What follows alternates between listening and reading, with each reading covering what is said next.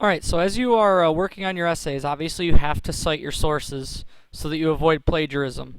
Remember, plagiarism equals 0. You will not get a grade if you plagiarize. So, let's imagine that we're working on a paper, and I'm working on a paper about water. We've been talking a lot about water in our examples. So I've started my paper, and as you can see, I've got my name, date, a title, and right now I'm sitting about 85 words in it. It's not even that long, but I'm at the point where I want to start to use sources. So there's 3 ways that you can use sources. You can either use sources that have no author listed, you could use sources that have one author, or you could use sources that have more than one author, and each one requires you to do something a little bit different. So follow along with me, and I'll tell you how to do it in the text, and then I'll tell you how to do it at the end on your works cited page. So let's imagine first of all that I want to use this source here that I found from a pretty credible website by a lady named Nicole Glass, okay, about water crisis in Yemen. So let's say there's a quote in here that about Yemen that I want to use. So I'm just going to take that, I'm going to copy, and I'm going to paste it into my my document. And it looks kind of funny, but I can fix that. Okay, now if I just put that there, I am plagiarizing. In the text, I need to put something to signal to the reader that I got this somewhere else. So I'm going to do a parenthesis at the end, and I'm going to go back, and I see that the lady's last name is Glass. If there's an author, you just use the author's last name. Boom. That's it. I have properly cited that particular source. So that's all you do if there's one author. Okay? So that's step 1. Article with one author. You use anything, whether it's a paraphrase or a quote, you just put the author's last name in parentheses. Or I could put it at the beginning, according to Glass, and then I could get rid of that. Either in the text or at the end is fine. So there's one author. So now let's pretend that I wanted to use something here that was by 2 different authors that work together on an essay, which you can see frequently.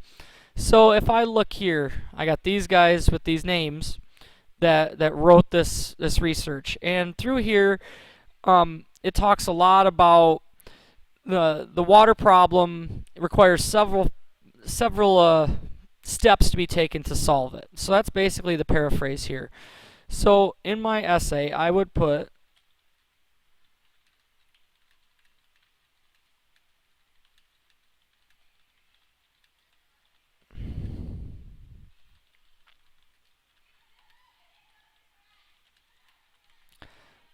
that's a paraphrase. Now, to cite this source, I need to use these guys' last names. So Handra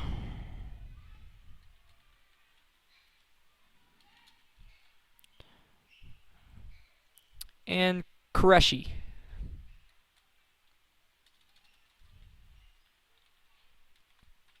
That's it. I have now given them proper credit for that. And again, I could do it at the beginning. According to Handra and Qureshi, the water problem in the world is going to take several different solutions working together to solve. But I'm going to put them both. If there's 3 authors, I would go comma, and then comma, and then, for instance, if I worked with these guys, that's what it would look like if there was that. If you have an article that's by more than 3 authors, just see me and I'll help you. There's a certain way to do that using a Latin term called et al. So that's how you do it in the text if there are 2 or 3 authors. So the other case you might see is you want to use something from a source that doesn't have an author at all. Maybe it's a general website with just basic information by some type of an association or organization. So like right here, this is from the foodandwaterwatch.org, which is a credible website. Lots of good facts here, but anywhere you look on here, there's not going to be a single author listed. So if I wanted to use something from here, like this is a good quote, I want to use that. I'm just going to copy and paste it because there's no other way to say that. I'm going to copy and paste that in. Now, in parentheses here, I need to use the title of the article if there is one.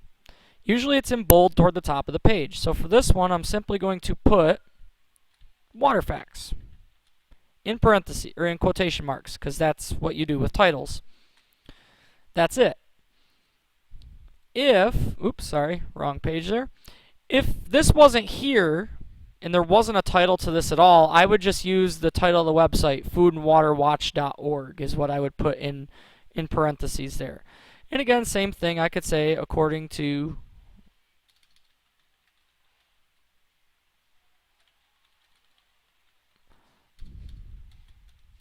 I could say that, get rid of the thing in parentheses, and I could do that also. So you just use a shortened version of the title of the article. So that's how you do all three of those in text.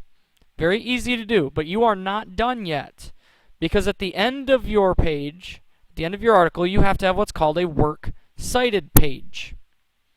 So I'm going to explain to you in a second how to do the works cited page. It goes at the end all by itself. So at the end of yours, you're going to start a new page. In centered, you're going to put works cited.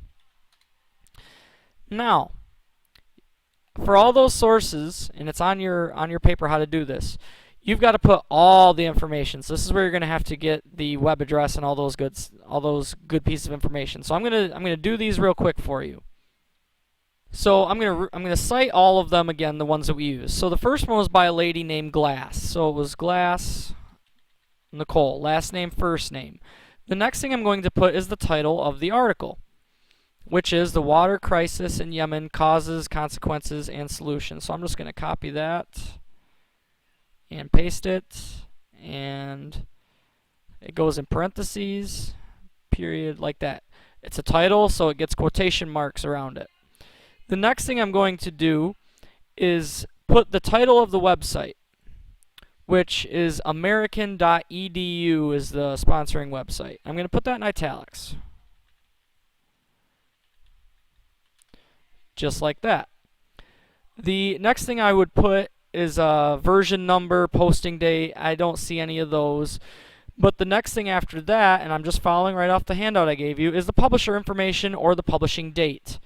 So if I look here, this was published in June 2010. So I'm just going to put June 2010. I found this on the web, so I'll put web. Date I accessed the material. So today's date is actually 28th May 2015.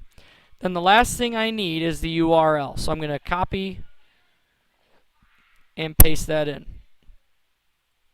And then when I hit enter, period enter, it will do that. Now, this is not what it needs to look like.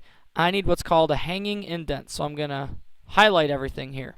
I'm going to right click on it and I'm going to click paragraph. For a hanging indent, do that. Now in Google Drive it might look a little bit different. Let's actually take a look real quick.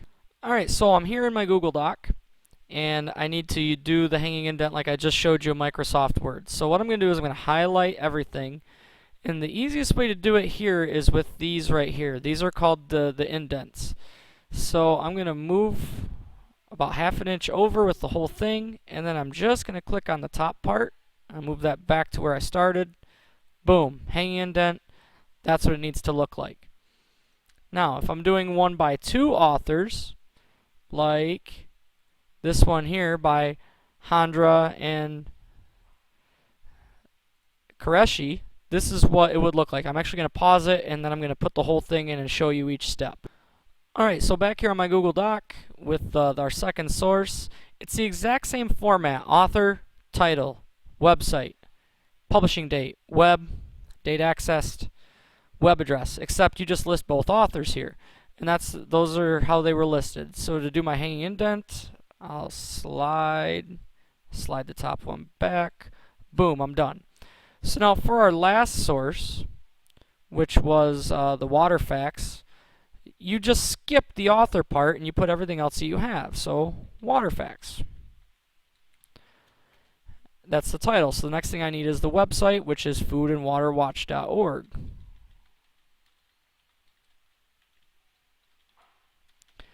When was this published? If we can find it. Doesn't say when this particular information was published. So we're going to put ND, no date. Web, 28 May 2015, and the web address. And here you got to use the shortcuts. Period, enter. So it does that. Now we need to do one more hanging indent. There we go. Now, there's one other problem with this. These need to go in alphabetical order by the first letter. So H, F, G, H. Nope, that's good. We're all good here. So this is what your works cited page should look like, and it comes at the end of everything. They do that because, so now it says here according to WaterFact. I have no idea what that is, just reading your text. But I can look down here. Now I can get the whole source and I can review it for myself. This is how you avoid plagiarism. These are the steps you have to follow. So, rewind and feel free to watch any of these parts again if you need to. Otherwise, use this to avoid plagiarism and do a great job on your paper.